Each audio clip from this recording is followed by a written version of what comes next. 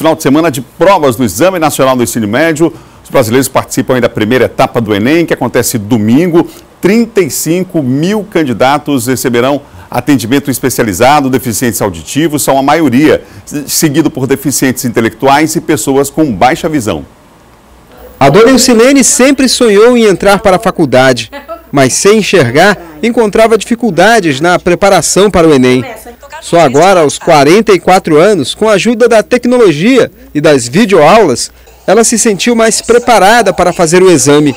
Hoje a gente está mais antenado, né, com as informações. Acredito que esses recursos fazem com que a gente se motive mais para fazer o Enem. Porque a gente acha que dessa forma a gente pode competir também em pé de igualdade com os alunos. 5,5 milhões de estudantes em todo o país devem fazer as provas do Exame Nacional do Ensino Médio a partir do próximo domingo. Destes, 35 mil candidatos solicitaram atendimento especializado.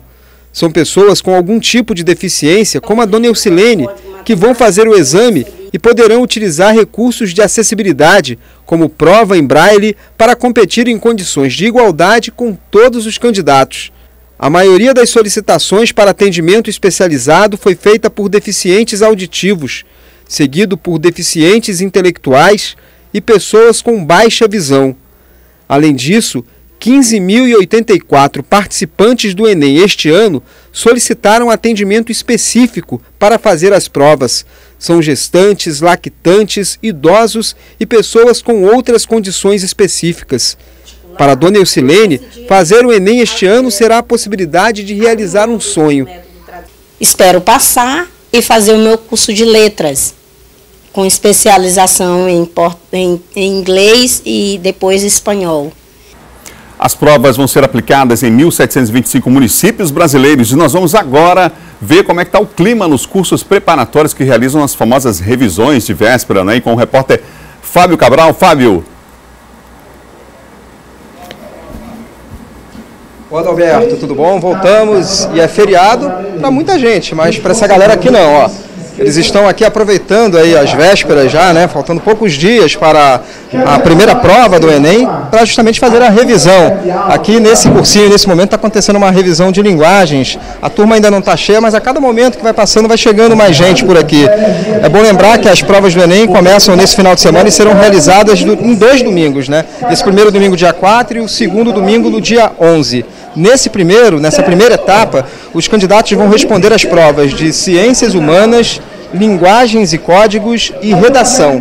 A segunda etapa, que acontece no domingo, dia 11, será com as seguintes provas, das Ciências da Natureza e também Matemática. O mais importante, é sempre bom frisar, que como começa nesse final de semana também o horário de verão, para que os candidatos estejam atentos no horário de chegada para a realização das provas, né? É sempre considerando o horário de Brasília, que começa às 12 horas, mas aqui para a gente, a abertura dos portões vai se dar às 11 horas da manhã, né? Com o fechamento acontecendo às 12 horas, ao meio-dia, né? E o início das provas ao 12h30 e o término delas, dessa primeira etapa, do primeiro dia, acontecendo às 18 horas, sendo que para a segunda etapa de provas, que vai acontecer no dia 11, o encerramento, o término vai acontecer às 17h30. É bom ficar ligado nesse horário para que ninguém chegue atrasado, ninguém perca essa primeira etapa de provas do Enem que acontece nesse domingo. Adalberto. Obrigado, Fábio. Atrapalhando um pouquinho ali, né, de leve a aula, a revisão dos alunos, mas já tudo normal, o pessoal chegando para participar dessa revisão importante às vésperas do Enem. Aqui no estúdio converso com o experiente professor de português e redação, Elson Gomes. Professor, prazer tê-lo aqui mais uma vez. É um prazer todo meu, bom dia a todos. Bom dia, professor. Bom, na véspera aí, dá para estudar, aprender alguma coisa de fato, ou esse é aquele momento só de dar uma revisada, lembrar alguns conteúdos, enfim, como é que funciona? A véspera de toda a prova deve ser uma véspera de revisão. O aluno deve estar consciente de que o processo de aprendizagem já se deu. Então, neste momento, ele vai focar mais naquilo que ele tem mais dúvidas e para que ele se sinta mais seguro na hora da prova domingo. E o que fazer na véspera, no sábado? Vale a pena ainda se jogar nos livros, naquela tensão toda, ou é melhor, de repente, fazer uma atividade que dê uma relaxada? O mais importante é que ele faça uma revisão. E essa revisão, de preferência, com o professor. Então é bom que ele esteja em sala de aula, porque ali ele vai observar um direcionamento para a prova dele, para que ele não se perca nos estudos e acabe ficando mais nervoso para o dia da prova.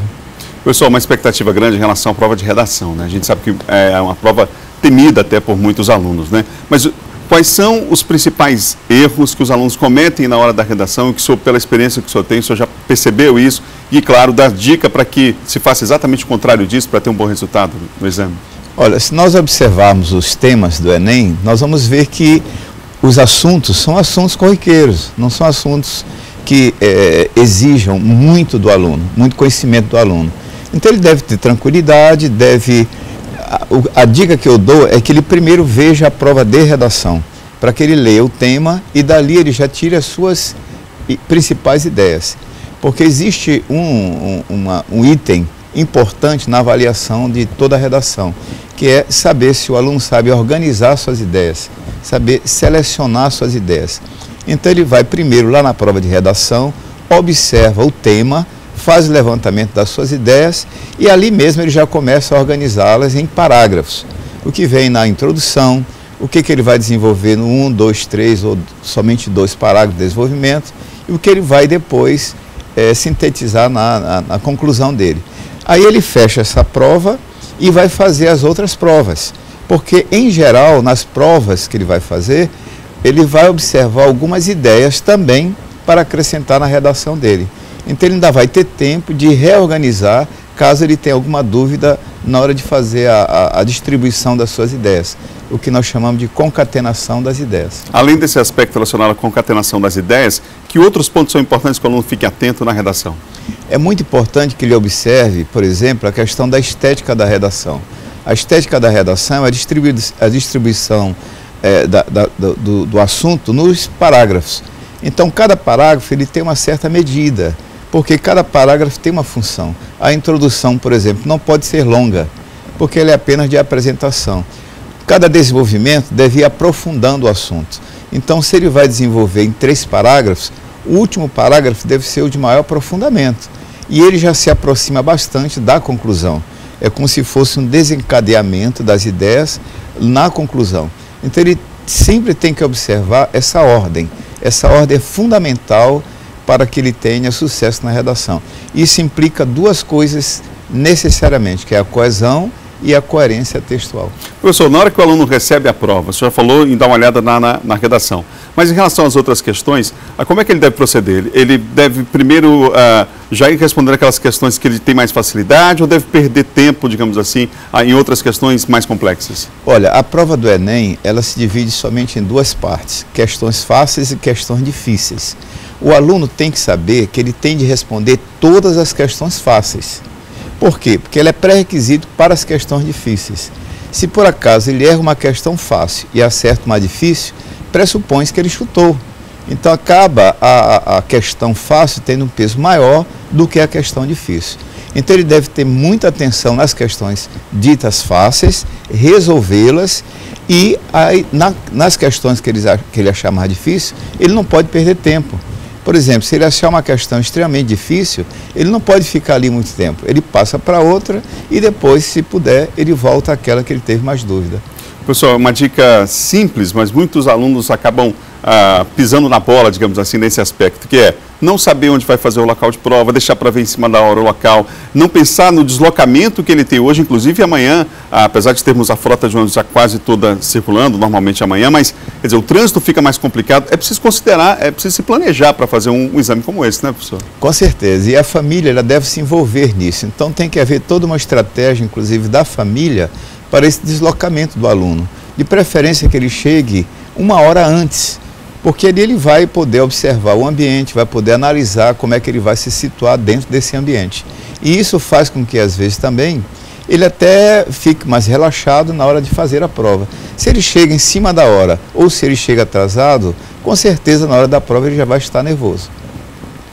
Professor, e agora com o horário de verão, então fica a dica, mais uma vez, para ficar atento à questão do horário, né? O Ministério da Educação tentou mudar o horário, não foi possível, enfim, tem que jogar com as regras do jogo, né? Sim, esses paralelos que ocorrem durante prova são normais. Então o aluno tem que saber que ele tem que manter a rotina dele. A rotina dele é, hoje e amanhã, por exemplo, não fazer nada que saia da rotina. Não querer, por exemplo, nem dormir muito cedo e nem dormir muito tarde. Não pode ficar numa situação bastante complicada, né, sim, professor? Sim, com certeza. Obrigado, professor, pela entrevista aqui no Bom Dia Maranhão. Obrigado, professor Elson Gomes, que tem uma larga experiência na preparação de alunos para concurso. Obrigado, professor. Eu que agradeço, tá?